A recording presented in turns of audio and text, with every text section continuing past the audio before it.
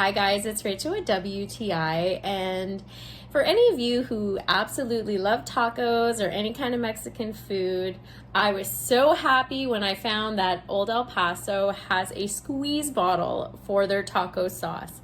This stuff is so delicious. So this is the medium taco sauce, and I love the fact that you don't have to be spooning out any sauce, trying to make a big mess, evening it out on your taco or salad or whatever you want to put this on.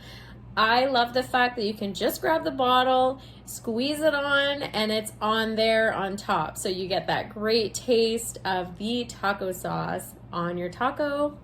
I like it for my taco salads.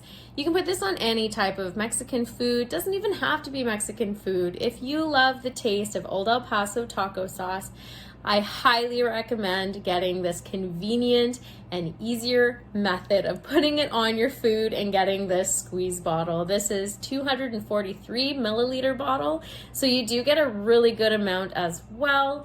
You literally just have to open the cap, squeeze it on your food, and it's as simple as that. But that's just my point of view.